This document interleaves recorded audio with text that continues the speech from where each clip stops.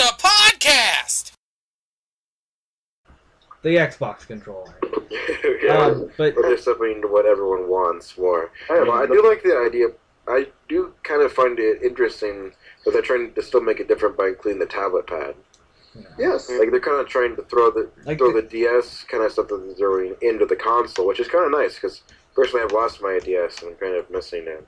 Well, I'm not a huge fan of the DS, the new ones that are coming out with all the. I admit that the touchscreen thing is going to be kind of interesting, but at the same point in time, I think it's kind of just why. Well, it should be two separate features, not like as a controller. It makes almost no sense. Well, because it gives the ability for more buttons, I guess, would be one of the ways. More. What? And the DS did find a lot of really interesting features for the touchscreen. There's a lot of games that really bombed with it, but there were a handful that did it really well. One problem I can see is that the DS has that the Wii U won't, is that the screens will right next to each other with the DS, so you can see them in peripheral, but that'll be a lot harder to accomplish with the Wii U. You kind of have to focus all your attention on one or the other, because you can't see both at the same time very easily. Well, I don't know. I guess the depth of it will be just a little bit annoying, but I don't think it's going to be incredibly annoying. I think that what it's basically going to be used as is, this screen that will have big, bright buttons on it. Yeah. That right next to your face. I actually don't think it's going to be what's used. going on in that screen, yeah. And then you're going to have another screen a bit further away from you. That's what you're going to be focusing on most of the time. Yeah. So you're not going to be missing what things are going on in that other screen right in your face. Which actually kind of brings me to Sony's new Wonder Book, because it's going to be similar to that, only that the book is going to be more the tablet instead of, and you're just going to be using the PlayStation Move controller instead of just having the pad by itself, basically. Toy game. Well, so I also missed, I missed a lot of E3 much more than I'd like to, but so what exactly is the Wonder Book? It's an iToy game. It's a game with a book that it reads. It's peripheralception. It's a peripheral for a peripheral. Well, is it designed more for children use, or is it designed to be more of a hardcore peripheral? Children. It's definitely designed for kids. Yes, I would agree. And I will think, though, that it will be kind of interesting, only because of the titles that they're going to come out with for it. I don't care about Harry Potter games. I know. A Well, lot not of Harry people Potter games, won't, Harry Potter but the family gamers will absolutely love that, and people will buy it. Yeah, and personally, I had a few games sold. I don't think they've sold incredibly well. I think that's kind of a rather out there argument to be trying to be making. I don't think there are a huge number of the Harry Potter games that sold incredibly well. All of them weren't very good. No, not really. But people still bought them because they were Harry Potter. I rented them personally. I knew too much then to buy them. But what I was saying is, I'm not entirely against the Wonder Book. It's not a very good hardcore peripheral or anything like that, definitely. But I'm not against making something nice and simple like that for child use, to kind of as an introduction to gaming. Yeah, so exactly. That's what I was thinking. A couple of really simple. It was was forever ago. It was a Pico, was what it was. I play that thing all the time. I'm not against making a really interesting kind of learning help thing while still being a game for children. I think that's a nice use. That's why I was saying earlier it was more like a leapfrog type thing. It was more interactive learning than it was an actual gaming system. Yeah. All right. Going back to you said it's like a leapfrog thing. Would you advise a leapfrog first, though? Well, personally, I wouldn't, because I would want to get my kids closer to gaming, because I want everyone to be doing gaming. So I would rather buy the thing for the PlayStation than buy a separate thing with the Leapfrog. And I would also say the thing for the PlayStation might be cheaper, because if you're just buying the books separate and you already have the Wii Move, then what? Sorry, never mind. Well, if you have okay. Well, assuming you already have the Wii Move. If you don't, then buying the Leapfrog set would be cheaper. And personally, I would say whichever one's cheaper. Because they're both really good. Wait, can I say something? Yeah. So Sure. Leapfrog, if I remember right, or no, that's actually a different product. Never mind. I think the Leapfrog is about $40 ish for Depending a on set of what you books. buy, you can buy course sets Yeah, based on certain things yeah, I know. and I'm different saying levels that of learning. the regular like thing they have is like $40-ish. Like it's like a bundle thing though. You get a Yeah. bunch of books, but no. Can I cut in for a second? Yeah. You're already Okay, talking, Alex. so yes, the thing about I wanna point out with what I would think about where it's like putting Beard's comment into more of a perspective. Like, first of all, I think that putting the visuals to it with it being interactive from Move and the iToy, so it sees the person, and you do stuff and it happens on screen, and you think it's happening to you, especially to little kids, and it's an extra step up in Leapfrog to interactive learning. Yeah. I can agree Yeah, with that too. Totally. It would be. It would be if it could read the thing. The iToy sucks. It always did. This new thing sucks. The way that it reads is terrible. It's incredibly inaccurate. It's a failure. The thing is worse than the Kinect at what it does. Mm. I don't know. I have no person. I have very little I preference. guess many of you didn't see their demonstration.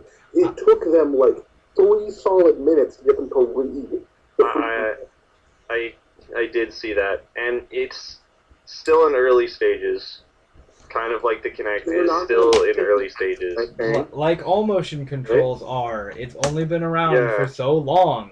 Yeah, and That's it's exactly not what even they're released still yet. making. I would expect them to try, especially after that demo, they're gonna try to clean it up definitely a bunch before Oh, releasing. Okay, Yeah. they'll clean up the book. How's that going to solve the problem of the peripheral they're using it with not being able to read it But if they do the software better, who knows? for the book? So what? So what? Some kid's going to spill some juice on it at some point and ruin that right there. It's Same not- thing happens to the I Leapfrog. might get a leapfrog every single time. It's a terrible device. Happens to Leapfrog. Just like- I don't know. We'll have to just see how well it works. But I'm still saying all motion controls are in it's super. It's like babies.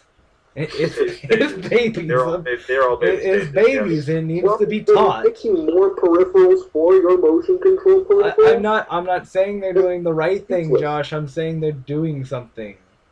That's all I'm saying. Everything's in its infancy. Doing something, but you're doing something that's useless, a waste of money. It'll also never get better unless you kind of push the boundaries. Yeah. And also since people will buy it, and it probably won't. I don't know what you're thinking of how bad it's gonna bomb, but It doesn't matter, but they will. Who cares? They shouldn't. I'm not going to tell people to buy that. And also, at the same time, if they never make anything like this, then they're never kind of pushing the boundaries of the peripheral. The more things like this that get made that have a great idea that come close but need a better peripheral, or will kind of push them to make a better peripheral. Well, Seriously. you know what? Sure, innovation is great, but guess what? I'm still not going to tell people to get this. I'm still not going to say this is a good thing because it sucks. See, that's the type of consumer, how should I say, input that will change their direction, and eventually they will change the direction. In the meantime, though, this is what they're trying. yeah, I'm gonna say that when you buy certain things, they feed off of that information. A lot of especially the big companies, which are what we're talking about, feed off of the information they get on which stuff is selling. And so if this stuff doesn't sell, they're not gonna try to push it any farther. So Right, they're going to change the direction. So hopefully they make enough. Waiting on this. It doesn't work yet. Well, they can't get people. Well, I don't know if they would feel like funding something that isn't going to work, since they have. It kind of depends on what happens. Yeah. On the feedback they get. Like if they get feedback, there's no one wants it, then they're definitely gonna not do it. But if they get feedback on no one buys it because it's just not good enough, then maybe. It kind of all depends. Yeah, well, they know the motion controls isn't going to die because we decide, oh no, they're too inaccurate right now. It's not worth buying. They're crap right now. It's not just going to die and never come back. Once the technology actually becomes accurate enough and cheap enough to be used in every single home console, it'll start being used in every single home console. But that is not today. That probably won't be for Yeah, a long time. yeah, I know. What I'm saying is, if they don't have like, wait till they can do it. Don't tell people to buy it. Wait to do it. Don't tell people to buy crappy things. Don't buy crappy things. I'm not saying they should buy crappy things. I'm just saying that it's innovative so far. The only thing I would say is, if you think, your kid might enjoy it, you might want to buy it. It's up to you. Yeah, the first guy to cover his face in his own dung was an innovator. If it sucks, it sucks. It doesn't matter if it's innovative. If it's new. You don't buy something just because it's new. You buy something because it's worth it. I didn't say to buy it just because it's new, either. We're saying people do. If people want it. We will. Yeah. We're not telling people to buy it because it's new, but people do buy it to try it. Yeah. We're accepting the fact that it's an interesting idea and it has potential, and we're just going to have to see where it goes. And I doubt it is going to die anytime soon. Well, the Wonder Book, I'm not really sure how well that's going to do. I don't know either. As a thing. Yeah. I mean, it's still an interesting idea because it's more 3D images with that type of peripheral on the TV. But you're not going to be really seeing it as much if you're trying to focus on the book or, say the tablet for the Wii-U or something like that. It's going to be weird. It sounds like they're kind of trying to build off of what Eye of Judgment did, which was I enjoyed Eye of Judgment. It was a trading card game that used the eye to project your cards and monsters and stuff directly onto a field on the screen, like in full 3D and everything. I see that would be an interesting idea. It was. Eye of Judgment was pretty cool. I think it's still played and relatively popular now. I'm trying to find something online right now. Okay. It has nothing to do with facts or anything. I just want to know what one of my friends' opinions on this is. Whatever. They're a hardcore gamer as a kid. Okay, well then there was Nintendo, and we've mostly talked about the Wii U at this point. I'm going to give a basic explanation for why I don't think the Wii U's tablet controller is absolutely terrible, or the moderate degrees of motion controls it has in it are useless. Because there are certain things that motion controls did, I think, were actually useful. I'll admit this. It's just the majority of uses were terrible, and when they have to use it, it acts as a limiter rather than actually being useful. Yeah, like I said, I like the fact that they've toned it down to much more limited, much more closer to what the 6-axis did, which is nice most of the time until the times when they tried to go too far with using it. Yeah, and basically, from what I've seen, it's got a motion control, so it's pretty complex. It does most of the things you need. I think you could even aim, but I'm not certain about that. And even then, it'd be kind of hard to aim that thing. Wait, aiming the tablet? Yeah. Yeah, you do that. Remember, I actually wanted to cut to a game, but you already started this. But Zombie U is one of the games coming out, Zombie Hunter game, where most of the controls are basic and they use more different motions, use button presses, and they're simple and whatnot. But they have when you get caught by a zombie, you just shake the controller, the tablet. You just shake it to try to shake off a zombie, and then you point the little screen of the tablet at your TV screen to scope. Yeah. And so yes, there is going to be aiming in it. Which I think is actually a really useful thing, but I think it's going to be a lot harder with the tablet. And I'd like to see how it ends up working myself personally, but because aiming was one of the things I noticed was actually pretty useful for the Wii. I found it useful in first-person shooters, though there weren't many that got ported to the Wii that were. Yeah, it kind of bridges the gap nicely between, because people end up racking up their sensitivity once they get really good at first-person shooters to be able to turn as quickly as you can. You can move your hand and stuff and shoot twitch like that much faster than you can with a thumbstick. That's another reason why people on the PC often, when they get really good at that, will often shoot better than people on a thumbstick because they can react and move much faster. Yeah, you can, and the aiming's more fine-tuned. Basically, is what it is, because you can actually point at something and keep with it a lot more easily. There's a lot more going on. Aiming's always been really hard in console games. I think they might have another issue, kind of like they had with the original Wii, though, where things will start flying out of their hands if they do things too quickly. Yeah, but that's why, once again, aiming, I don't think does that. Aiming, you're just looking at the screen, but I don't think the Wii U controller will end up being very useful for The that. one problem that motion controllers did have with aiming was the times when the sensor would screw up and show somewhere else, or think you're not, or you accidentally point outside of the sensor range, so it suddenly jumps to the side of the screen. Yeah. But that don't happen too often. Yeah. You're going to have as much when jumps you're like playing a first-person shooter because you're constantly aiming at the screen.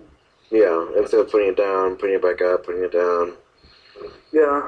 So yeah, I think a lot of the features that I've seen so far, I mean, yeah, that's one where they've lost that to a certain degree. I think the aiming isn't going to be working as well now because you got this bigger controller and you don't really have that pointer feel to it anymore. The other thing, it's really useful for menus. I've noticed that using it as a secondary menu, which is nice, and I think it's really wonderful. It works really well in Zombie U to keep the tension moving. Yeah, But like it's just something I think games should have in general. It's really nice to not have to pause the game, go through a whole bunch of extra menus in order to pull out some piece of equipment. I mean, you have your Pip-Boy right there. See, that's what I was talking about with Glass. yeah, with that's the that's smartphone. that's exactly what I was That's the thinking same too. point I was making. Okay, but now I'm going to explain the difference. Okay. You have your Pip-Boy right there in the controller.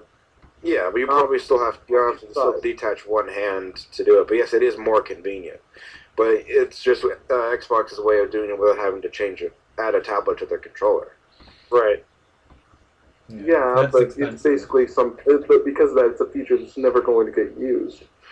I think it's also kind Compare of the number of Kinect games to the number of Wii games that make high use of motion controls. Compare the number of Move games to the number of Wii games that make high use of motion controls. Number of good Kinect or Wii or Move games to the number of good motion control Nintendo games, and even you can limit it to from the amount of time that the Move and the Kinect have existed. And you're going to find that for Nintendo, there's dozens and dozens more. It's just a much higher amount of usage going on there and a much more quality to those. Yeah, it'll definitely be used more, but it still has the same convenience and the same. It's still as nice of a system, although we're not being quite as good and not being used as much. Right. Whatever. Well, yes, and those are systems that are more convenient in some ways, or are better. Now you're talking about something that's less convenient. But I was talking about the Glass. Yeah, the Glass is less convenient. Yeah, but than the Wii U tablet because it's not connected. Yeah. But the service itself is nice to have. I mean, it's better to have it than to not have it. Sure, it may not be as good as the Wii U, but you're doing it for the Xbox, which is where you're wanting it at the time. right. If you're playing on it, and also, I'm not even gonna go there anymore. And it's better than having to, if they did make a controller that had a tablet on it and having to spend another $80 to buy a tablet Xbox controller. Well, also, once again, though, it's still because it's an additional peripheral rather than something every developer knows is going to be there before they even start working a game. I mean, you just limiting this to peripheralception keeps it going on, and the more you add peripherals, the more issues you're going to run into. Yeah, probably. Yeah. But yeah, still. I don't think it's a terrible idea, the Glass. It has some definite good uses. Yeah. Alex, I think we're going to be having an echo over on your side. Yeah, we are. Wait, what? You're echoing. Me? Yeah, you started echoing all of a sudden. Well, not anymore. I don't think. I can't hear yeah, it. you are. I am? Yeah. Well, I can't. Yep. I can't hear it, and. Oh great! Now I'm muted. What? I'm muted for some reason. It the sound suddenly muted. Wait, is that better? Yeah. Okay. I can still hear it a bit. Well, I have to have the speaker and the Hello? Yeah. Hello. Static. Yeah, I know. It's been coming and going. I thought it was Josh, Okay. That was the first time I heard it. but yeah, I've heard it before. But no, I have to have both my speakers and my what is it? I can't even remember. No I headphones don't in. know. I Whatever. think it's not going. Okay. I guess we should work around the echo. As long as the echo doesn't show up in the recording. Yeah, it doesn't show up in the recording. That's yeah, I have to have both these things on because I record it through my Okay, well, whatever. Not having headphones in. I can't think right now. Yeah, it's fine. We'll just keep going. So yeah, I don't know. Also with the with the talk about how you use the nah, never. I think I, we've talked enough about that yeah. stuff. We should probably just move on. One of the things Probably. I was talking with a friend then was about the different. Well, I was talking about the first person shooters that have been coming out or that are coming out and were shown at E3, and I was saying that with the addition of with the with the regular formula of Call of Duty, the Black Ops 2 now has more in depth, well more choice in their storylines, but by that I mean tactical choice, not moral choice exactly. I'm not sure about moral choice, but it's a lot better than I think personally, and I thought it was one of the better first person shooters coming out. But then I remembered some other ones. But yeah, so your thoughts on the first person shooter so far? On well, I hadn't all like Black Ops, oops, but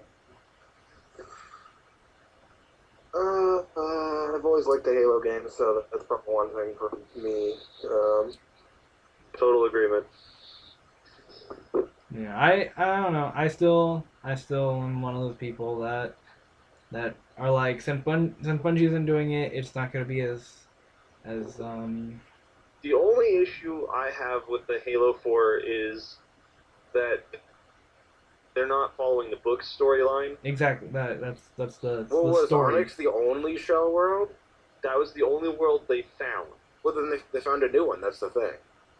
But that's the point was is that Chief John landed on Onyx.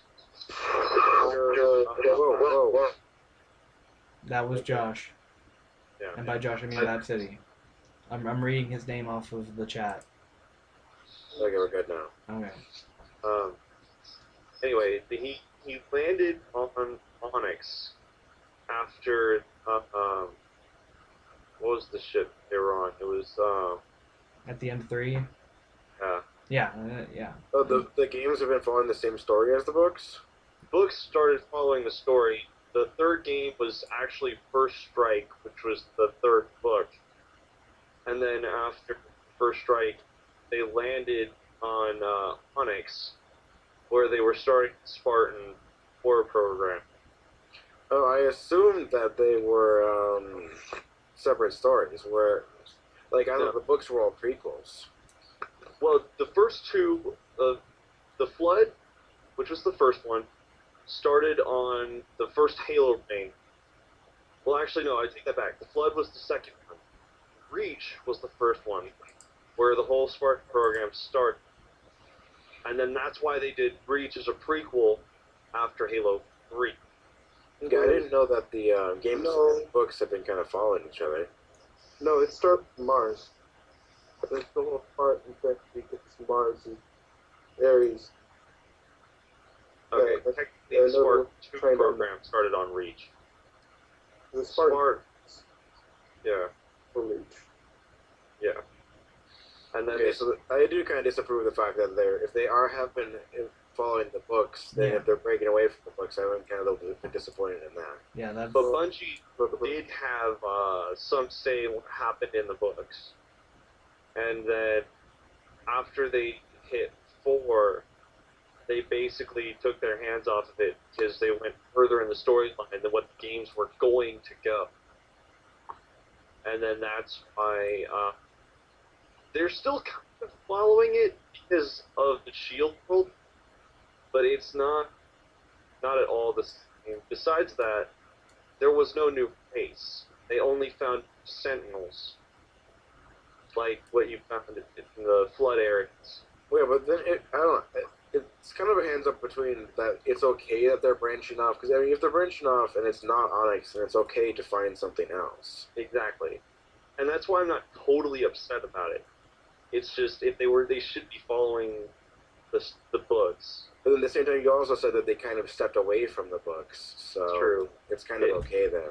I think Yeah. they're putting in like an intermediate book to kind of explain how all these changes occurred.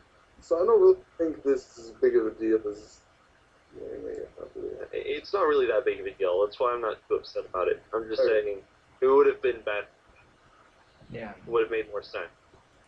But anyway, Um, as far as Halo 4 as a game goes, I'm not sure if I'm gonna rent it or if I'm gonna buy it or not. That kind of comes down to how many of my friends decide to buy it because I've been stepping back from the Halo games a bit more because I just enjoy them less. Yeah, I feel like I'm better than most of the Call of Duties. I feel like their campaign modes are getting shorter and shorter, and their only real use is online. But they're coming up with, after they came out with Reach and the new editor mode, Forge. yeah, Forge. I love the new editing. Like if anybody's ever watched Horse on Rooster Teeth, would recommend it absolutely. It's hilarious. It started its own freaking branch off of mini games that they use Halo 4, which is amazing. Hmm. And I think that the way they're doing that with map creating and mini Forge series with the new ones that are coming out will be far more interesting. And I'm kind of looking forward to that. Yeah, I really like the fact of how they're changing the multiplayer system in 4 to make it actually coincide with a real story. Like, there's a reason why Spartans are killing Spartans. It's not just arbitrary. It's because it's multiplayer. Like, they've turned into an actual story, and they're doing the weekly story mission updates, which are going to be. I think that's a really good idea to kind of tie single player and multiplayer together and make it more of a important thing a reason to come back to instead of just play. Right. Yeah, I guess. Yeah, that would be the one redeeming thing that I have about the multiplayer. But yeah, I'm usually against I'm against playing multiplayer or just if a game wants to focus on if it's just gonna focus on its multiplayer, why doesn't it just make a game like Mag or something? Well, because no one likes whenever someone makes a game that's just multiplayer, people always complain about the lack of single player. And then we get Call of Duty and its lack of play of single player. But the fact that it has single player means there's a lot of less people complaining. I don't Like- think people ever complain about what you're talking about. They're complaining about. I know I complain about the fact that Shadowrun has no single player. Oh, That was a big setback for me. I was really disappointed there wasn't any single player in Shadowrun. well, you use it again. No lie. And Sins of a Solar Empire, a really good PC RTS, has no story mode to speak of, and it's only multiplayer or scenarios. Well, I think you're going to see more complaints about it that there's no bots or single player. We had nowhere to play offline, but I don't know, both Shadowrun and Sins you can play offline with bots, but I didn't want it. I wanted a single player story, and then multiplayer. Yeah, but if it's gonna suck if it's gonna suck really badly anyways, like it's not it would why would you do you play the Call of Duty storylines? I've played some of them. I've played them much less, but I'm glad they're there. Yeah. Well, I don't know. I think if Call of Duty really just wants or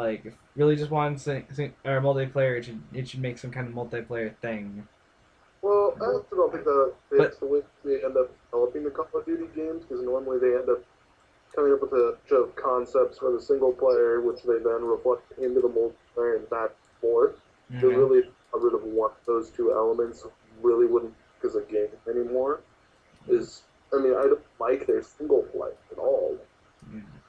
It's just I think it's not so much. I don't think they're really sad. The stories are maybe not the most believable storylines or the most twists are awesome. Russia Black taking Ops over had a Europe. nice storyline in my opinion, Black Ops, but at the same time, I don't think so much that the stories are bad. I just think everyone likes the multiplayer more. It kind of Well, overshadows the single player. Oh, the single player does kind of suck. yeah. Well, that's why I what said I played it. It's not that good. the Black Ops single player. All of them. Oh, I didn't know if you played the. I thought you said you didn't play Black Ops single player. Back then. Black Ops was my favorite. Yeah, Black Ops is so far my favorite just because it had some kind of interest to be had while with all the different places you're running to and how diverse it kind of was. Well, there's apparently But that it's thing in Modern Warfare. That is really a pretty big deal. from what I've heard with that three didn't have. Well, how was threes? I've never played. No, Play. Beard did. I thought. I don't remember playing the single player. No, I thought you said you played like three levels and then quit because it was too repetitive. Might have. Yeah, But like I was only renting. I was renting to yeah, play with friends, so I didn't really do the Yeah. single player at all. yeah. I didn't do it that long. I don't remember because apparently that one some British little girl does. But yeah, well that's why I'm saying with like Black Wait, Ops no. 2, how it's technically diverse and you can do different things at different points in the storyline. I mean, it's not gonna feel samey after a while. That's what I was saying before. But yeah, any Plus, other also, I think the single player serves another important purpose other than just being a single player story. It's a great tutorial and introduction for the multiplayer. I don't agree with that. I think the multiplayer for most of these games ends up operating quite a bit different, especially in the case of Call of Duty. I don't think it. But the perk system and stuff is completely different, but it's also introduced slowly. But like the base gameplay, like the skills in order to actually play the game that you need to develop, are much easier and less frustrating to develop in the single player than playing multiplayer. I can agree with that. Personal experience from Gears of War, Halo, and a lot of Gears of War, other shooters. Halo, and all those other games you're talking about actually had single players that were really similar to the multiplayers. It's not true of Call of Duty. It's a pretty good deal of difference. I mean, I'm pretty certain that you don't end up ever being on a jet ski and. Well, Those are just look at the James Bond and not Modern Warfare, Medal of Honor multiplayer versus storyline. It's also incredibly. It's not really incredibly different, but the amount of skill difference is there. And Josh, I'm not talking like the exact move over. Yes, no, you will never need your jet ski skills, but that's also a really easy part, sort of. But I'm talking about like the base skills that are the same in both. Can you shoot? Can you aim? Can you take cover? Do you know when and how to throw a grenade? All these are really nicely developed in single player, would be a lot harder to develop in multiplayer. Yes. Okay. Now I want to take this to a idea for a business perspective between this and Shadowrun, where you had Shadowrun was this really simple, like it's the same building I think for the entire tutorial Yeah, session, it's the same level. and it lets you go through them one by one, learning all the things in a kind of slow, controlled environment. And this probably took a lot less money than it would be to make a storyline with all this different, all the different stuff they put in and I've whatnot. actually introduced all the stuff that was in the single player. Yeah, It served that purpose, but at the same time, I would have personally liked it better had it been a single player story. So yeah, I can see. Well, I don't know. I could like I don't know. I don't know how much resources I would like to spit out to make this a single player that half the people are gonna hate and most people not play at all. But Right. it's just the fact of money and business. I know my brother and most of his friends have never played the single player for this game. They play constantly. For Call of Duty, the game they've bought basically all of that they play like crazy online. All the people he plays with, they don't play the single player. They've never played it. They don't plan on ever playing it. But there also is a huge group of people who like the single player played over and over again so they can beat on the hardest difficulty. There are definitely people who enjoy all of the Call of Duty single players and enjoy playing through them. there are definitely people, but it's not the main draw, and you could save so much money by not doing it, I guess. Yeah, But, I I'm mean, I've saying really said other points I think that has in its favor. I'm just saying your points don't. I don't think they're that great. That a whole lot of people would be complaining if they was removed. I don't think that's true, and I also don't think that um, it works as a tutorial, an introduction. I think you're best off just playing the game. Well, multiplayer can be very intimidating for people when they first come in. And I'm talking like not just straight hardcore gamers who already have developed these skills, but people who are a bit newer. There is always people who just can't play first-person shooters, and starting at level 1 in Call of Duty, especially with the community is and everything, can be really tough. that is Especially why. if you have no first-person skills. Okay, then Well, see, then you have some kind of offline tutorial. And or you play a different shooter that has some similar things to that. I don't know. Like if you're I don't saying know. just like if you're saying they're fresh I to don't. first person shooters, they can pick a better game to play as a tutorial for Yeah. the competitiveness that is in or multiplayer of this of definitely Call of Duty. Well, the mechanics aren't even the same. It's just kind of insane to say that they're really the same or that it really works. They would be better off just doing a tutorial if they were trying to make a tutorial for it. Yeah, See, that's why I said the skill level difference is important in that too. yeah, As a basic control, basically, I think I can agree with what Jake's saying is that the basic, very, very basic control system and the weapons experience is good for the storyline. But if you're going to play online, I can totally agree that you should either just jump in or start on a different game. yeah. What I'm trying to get at is kind of like when you're going for a game, like if you want a game that has some kind of like story, like a story or like more interest than these campaigns, which are kind of samey and you don't do much really, or you do like everything in the game, all the different things, but you don't really do much. You can pick up a different game and get a better experience out of that, or you can pick up a tutorial, you can get your skills, and you go into this multiplayer. Right. But No, I can only just speak from my personal experience that I've just never enjoyed games that were like that. Like I've played quite a few games that had just offline tutorials. Play them, say you play the game, okay, now do multiplayer with everyone, and I just never enjoyed the experience. Hey, you! Do you like the internet? Do you know what's on the internet? Why, polarbearmedia.net, of course. I mean, check it out. It's like the greatest place on the internet. Look, they got like videos you can watch, things about stuff, 3 games. Yeah. Oh, hey, check it out. They got webcomics. Yeah, that's pretty cool. And like a blog by smart people. Oh, and look, a cafe press shop. You can buy t-shirts. That's pretty cool. This place is just so cool with new content added weekly. So there's new stuff almost every time you get on. Polar Bear hyphen meet polarbearmedia.net. Polarbearmedia.net. We make hats. We don't make hats.